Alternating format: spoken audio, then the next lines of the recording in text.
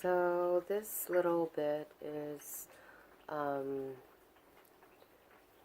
based on why bad things happen to good people.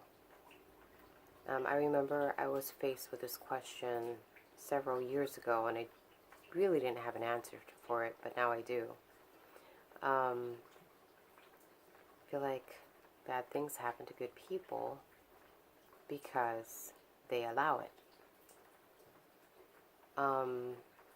I know this may not make sense, but we all have the freedom of choice, and we literally choose the company we keep, the environment we're in, the atmosphere we want to create, the experiences we want to have, what we will allow and what we will not allow, how we allow people to treat us, and so forth. So, based on your level of consciousness, based on the lessons that you want to learn, based on, your level of consciousness, you're going to make either conscious choices or unconscious choices that you either understand and are aware of or don't understand and are completely oblivious to. But you do make choices. So, I think people who are givers, who have people-pleasing tendencies, who want to come off as nice, who want to be of service to an extreme, they choose to interact with life without setting healthy boundaries. And when you don't set healthy boundaries and your primary purpose is to please and to be of service and to be nice and to help, there's nothing wrong with that. But, when done in extreme ways, you have a tendency to attract parasitic people or energy vampires into your experience. And everyone has their place, So I'm not saying that parasites or toxic people or energy vampires are bad. They're definitely necessary so that we can learn our lessons and learn to say no, or learn to create a healthy boundary, or learn to really tune into what's in our best interest, and what's in their best interest. Because, for example, if you have, let's just say, a friend who always has problems, nothing goes right for them, and you want to be the kind person, so you offer them, your time, your energy, and your help, but they don't really want your help. They just want someone that they can, they want someone who can participate in the drama that they've created for themselves.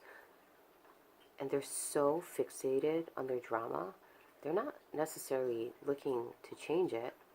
They want to replay it, and they want people to play with them, So, by identifying yourself as, oh, I'm a good friend, I'm so loyal, I'm gonna listen to you, and even though you don't want your circumstances to change, or you're not proactively looking to make a shift in your life, I'll just sit there and be your personal garbage can, and you can verbal vomit all over me. Then you end up walking away feeling used and low energy and really, really shitty, and this person walks away feeling fine. Okay, that's one example. Another example, someone who has victim mentality. They always need something from you, but then they never give anything back. And it's not about keeping score, it's about an equal energetic exchange. Something that is really organic, and something where you guys both feed each other and grow together. I've made recordings on this before, but yeah, And then, you want to be the nice person. So, okay, I'll keep giving to you. I'll keep giving to you. I'll keep giving to you. And then you overextend yourself. Then you get exhausted. Then you have nothing left to give. And then somewhere down the line, you get resentful because, you've given all your time and energy and effort to support this very unhealthy, imbalanced relationship with this person. And, you end up feeling empty and stressed and depressed. But you chose. We all choose. By playing that role, you're actually enabling that behavior. But if you were to say, no, I'm not going to do that for you, you're actually giving them the opportunity to look at dysfunctional behaviors that they have within themselves, and you're actually giving them the opportunity to take responsibility and accountability for their choices and to make necessary adjustments, because so you're basically empowering them versus, feeding that victim mentality. And it's a hard thing to do if the habit has been heavily ingrained, but it's something you have to do, Anyhow, I guess that's all I have to say on the subject. But that's why bad things happen to good people, is because we allow it, And you always have the choice, and you always have opportunities to, take care of yourself.